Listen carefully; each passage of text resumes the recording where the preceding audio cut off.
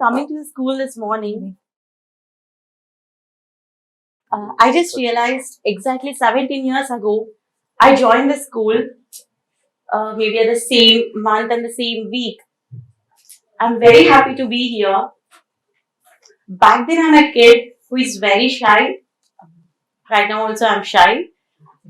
Who is always hiding behind friends, a daydreamer diving into an ocean of dreams, an introvert who is confused with many philosophies.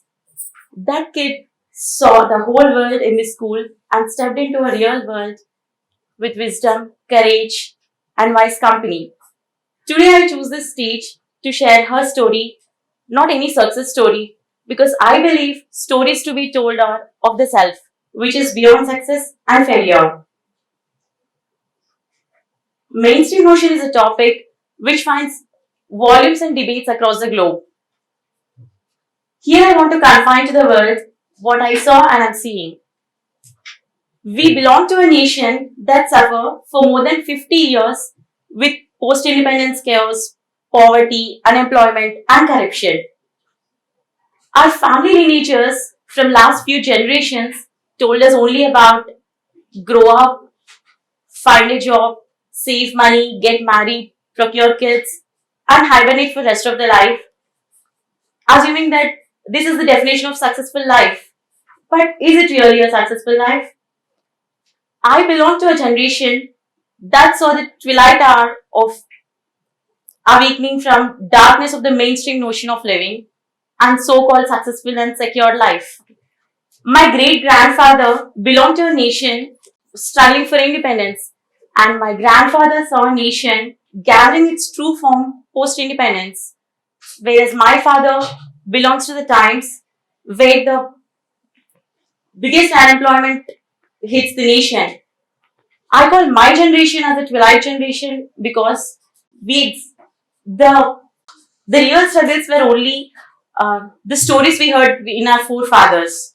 The distinct moods of my father generation and my generation are evidently seen in the movies and songs like my father generation tripped to Savadu Etu Ledu from Akali Rajyam, where my generation grew it to songs of the movie Happy Days.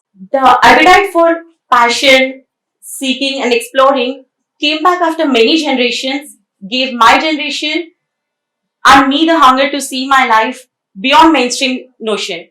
But is it really possible to see the life beyond mainstream thinking?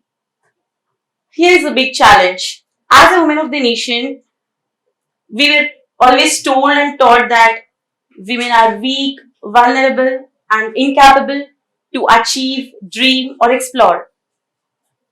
Look around. How many times around you people and in your closer circle would have showed you the limits that never existed, told you that you have no exposure, or tried to brief you what is right and what is wrong just because you are a woman?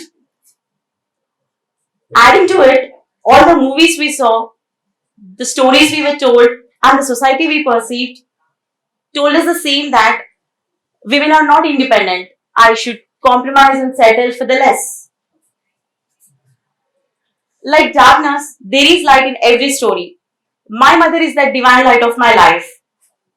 Being an adherent follower of Sri Ramana Maharshi, she always told me the significance of seeking and exploring, which is the whole essence of spirituality. The day I started to think, understand, and explore myself, I realized that